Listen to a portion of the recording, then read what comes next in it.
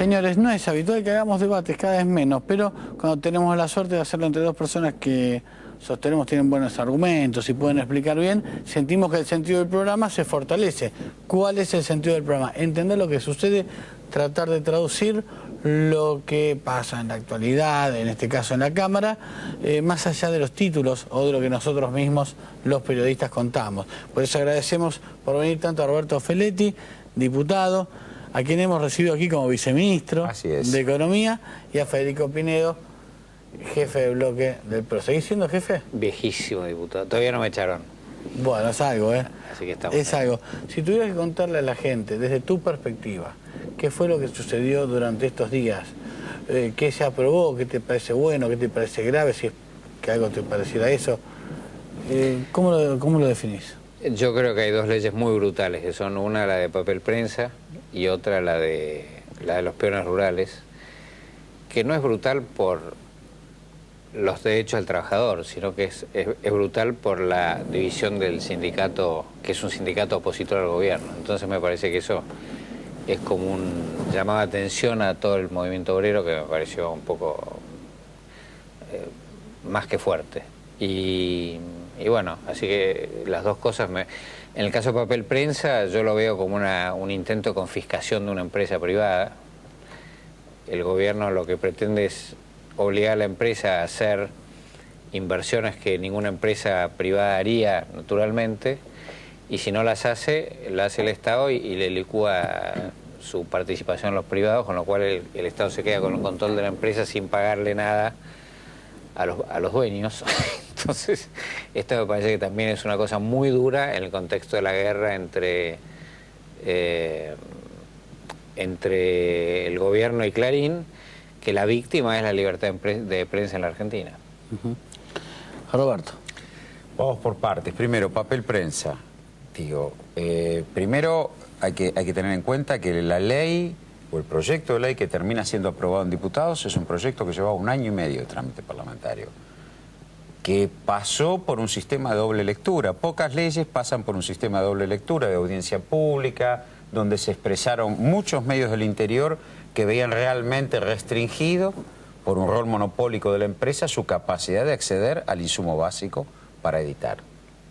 El gobierno tuvo que tomar un conjunto de medidas, una fue el precio uniforme, otra fue la apertura de importación, arancel cero.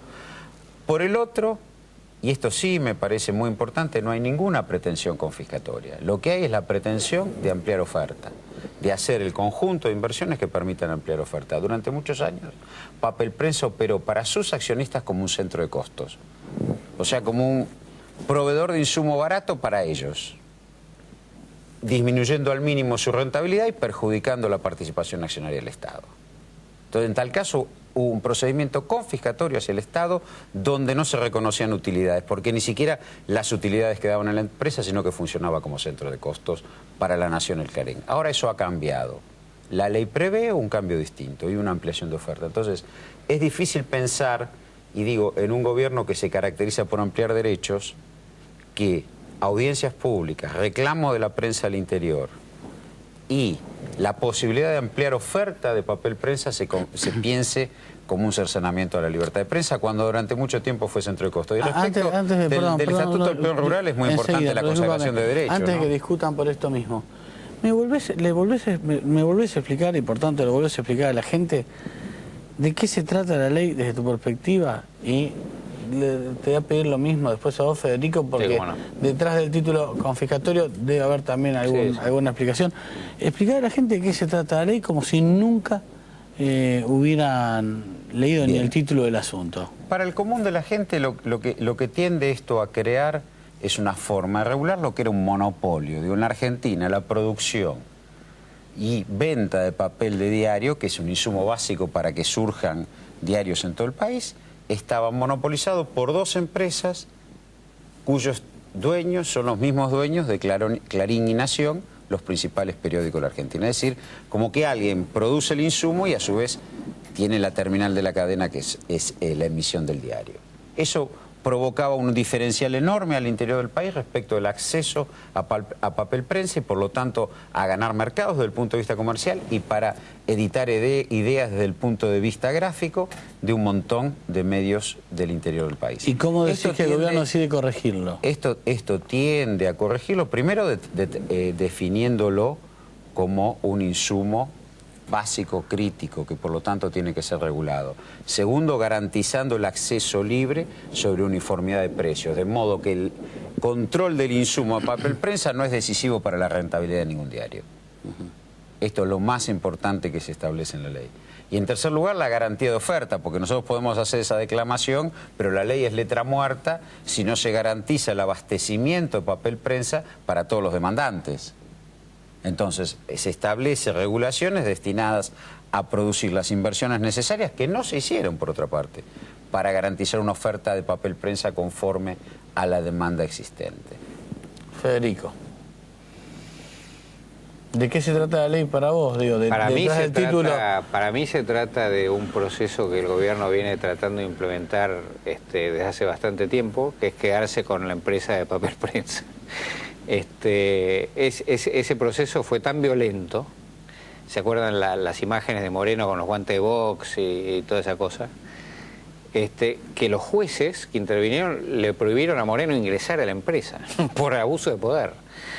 Y esto es el final del cuento, donde, insisto, lo que dice la ley es, el Estado dice que hay que invertir. Si los particulares no invierten, una cosa que les llevaría a tener que hacer otra planta nueva, si no hacen eso, el Estado hace la inversión y se queda con la mayoría de la empresa. Y eso es lo que va a pasar. Y entonces estamos haciendo un mecanismo para que un Estado tenga el control de la provisión de papel, y es el mismo Estado que en la misma ley dice que va a cortar las importaciones de papel, cuando en realidad, cuando uno quiere que haya papel, lo que tiene que ver es que haya libre importación y que haya cero arancel, pero como hay en la actualidad. El Estado puso cero, fue este gobierno. No fue este gobierno, no, era anterior. Arancel. No es este gobierno, era antes, pero no importa. Este Estado, el gobierno actual lo mantuvo, pero ahora dice que no lo va a mantener más, que no se va a poder... lo mantuvo, facilitó la importación porque todos sabemos la logística. Bueno, ahora no va a permitir más la importación. No dice eso la ley. Y dice que sí, que... ¿Cómo no? Dice que tiene que garantizar el 100% de la producción la ley no dice nacional. Eso. La ley lo que no se entiende acá es porque un monopolio de tantos años nunca dio rentabilidad. Ningún monopolio es bueno, ni privado ni estatal. Hubo un monopolio ni privado y menos en la años. Prensa. Menos en la prensa. Bueno, hubo un monopolio privado durante años, nunca dio rentabilidad, es sorprendente, nunca se hicieron las inversiones necesarias, también es sorprendente. ¿Cómo no se va a haber inversión? ¿Pero cómo no va a haber inversión? Y si tenían problemas de abastecimiento de papel, todos lo saben, había cupos. Si no, ¿cómo se explica el aposicionamiento de diarios como ámbito financiero, posicionamiento de... Eso es el pasado. No es el pasado, no lo es que el ocurrió. Presente, no es el presente. Y no vamos a sospechar al extinto Julio Ramos de ser un hombre que estaba comprometido se murió hace muchos años. No tantos, pero digo, durante muchos años habló del monopolio. A mí me preocupa el futuro. A mí me preocupa la libertad de prensa. No me preocupa Clarín, la verdad no me preocupa Clarín. Clarín hizo muchas cosas mal y mucha gente no quiere a Clarín. ¿Pero hay algún medio gráfico que no ha podido publicar algo? ¿De qué hablamos? Porque si no hablamos de la libertad de prensa, ¿cerramos algún diario? Este gobierno en 8 años cerró algún diario. Vamos a ver qué hacen. Entonces no hablemos de que falta la libertad de prensa. Bueno, yo creo que falta libertad de prensa. La libertad de prensa falta cuando un diario del interior, por el estrangulamiento de su insumo básico, no puede salir. Y lo he vivido. No hay libertad de prensa cuando el Estado le quita la publicidad oficial a un diario porque no opina lo mismo que el gobierno. ¿Y qué pasa con la publicidad privada que es 40 vamos de a uno. Que la vamos de a uno, Vamos de a uno. Vamos de a uno, no. La Corte Suprema de Justicia de la Argentina la obligó al gobierno a dar publicidad privada a una empresa que se había quitado porque no piensa lo mismo que el gobierno. Eso está mal porque el gobierno es de todos, no es de el que en ese momento está sentado ahí arriba. El manejo, digamos, de la publicidad privada, hablemos de las grandes empresas privadas. Ahora terminamos de hablar de estatal, vamos a la privada. Vamos a la privada. ¿Cuál es el tema? Bueno, ¿cómo se regula la distribución de la publicidad privada conforme a cupos de mercado para que todo el mundo pueda participar? Porque si no parece... Pero vos querés regular la publicidad de los particulares. Típicamente los particulares ponen publicidad donde hay mucha gente que lo ve. Yo lo que digo es, por ejemplo, en Tinelli ponen más publicidad. La diversidad de medios, hoy la diversidad de medios que existe en la Argentina es justamente porque hubo marcos regulatorios, sino es increíble que se haya dado en la Argentina que una misma empresa tiene una radio, tiene un canal de cable o todos los canales de cable, Eso tiene sí. los principios. Bueno, Eso es increíble. bueno, es increíble. Sí. Y eso para vos no afecta a la libertad de prensa, semejante monopolio mediático. Sí, Ahora, cuando nosotros la queremos regular, vamos a... A mí me parece que no tiene que haber monopolios, pero los hay. Pero lo peor que me parece a mí que Los puede hay haber... en la prensa. Sí, ok. Ah, bueno. Déjalo ahora. Monopolio, sí, perdón. No, pero ahora vas, vamos a ver las Termina y definiciones. En la prensa, monopolio quiere decir que hay un solo prestador. En la prensa no hay una sola voz, hay muchas voces, ¿no? Eso es así. El gobierno tiene un montón de voces. La cadena nacional todos los días. No lo tiene el gobierno. Ahora el gobierno, la cadena nacional es el gobierno. Ahora hay una diversidad de voces. No, ahora no. Toda la vida hubo diversidad de voces, pero no importa. Pero digo, eso es una cosa. Ahora, lo peor que hay es el monopolio del Estado en la prensa, cuando la prensa es un organismo para criticar al Estado. La prensa es la voz de la democracia para criticar a los gobernantes que la gente... La prensa tiene que informar, no criticar al Estado. El pueblo... La obligación de la prensa es informar al pueblo... El pueblo, objetivamente. La prensa es un ¿Cómo derecho... es criticar al Estado? ¿Cómo la obligación de la prensa es criticar al Estado? La prensa es un derecho del pueblo. Y el pueblo tiene derecho a criticar al Estado porque el pueblo designa a sus gobernantes. El pueblo vota y elige a sus gobernantes. Y por lo tanto los puede tiene criticar. que informar. Por lo tanto los puede criticar. Bueno, sí, pero la prensa si vos le quitas a la prensa no lo pueden criticar. La prensa tiene que informar objetivamente como, que es su principal deber. La prensa del Estado no informa objetivamente. Principal deber. La prensa del Estado, 678, no informa objetivamente. El principal deber. Con la plata de todos nosotros, no informa objetivamente. El principal deber que tiene la prensa es informar objetivamente. Bueno, entonces el Estado no la cumple. El Estado argentino en este momento no la cumple. La principal obligación que tiene la prensa es informar, para que el pueblo esté informado. Y claro, bueno, y para que el pueblo pueda pueda decidir objetivamente, o como las tapas de Clarín.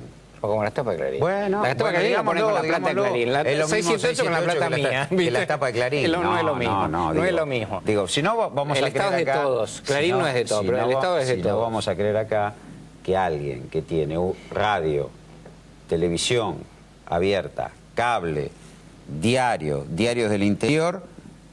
directamente forma parte de un esquema de mucha libertad y de mucha capacidad y capilaridad de los ciudadanos. No digamos esas cosas porque no son así. Desde que existe Internet me parece que eso ya es así. Pero Internet por suerte accede mucha gente porque nosotros distribuimos netbook en todos los colegios. Pero hasta ese momento... bueno. Si no accedíamos fácil. Nosotros también distribuimos. Digo. Pero, a ver, si esto es para...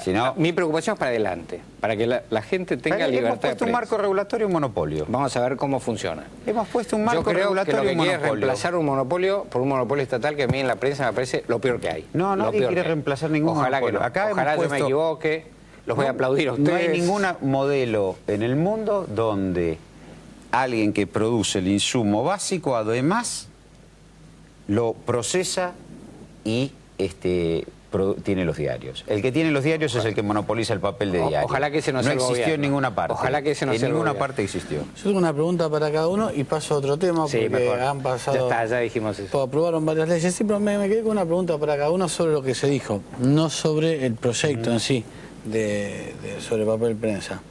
Yo cuando te escuchaba hablar de la objetividad de los medios, de verdad, Roberto, ¿no crees que al final esa pretensión de objetividad a esta altura, con lo que sabemos de comunicación y esto, es casi, te diría, un título vacío, una frase vacía? ¿No crees que cada uno informa y opina desde su propia subjetividad y que la gente es lo suficientemente inteligente como para comprar y leer y mirar a aquel con el cual tiene ganas de discutir o acordar desde su propia manera de ver el mundo?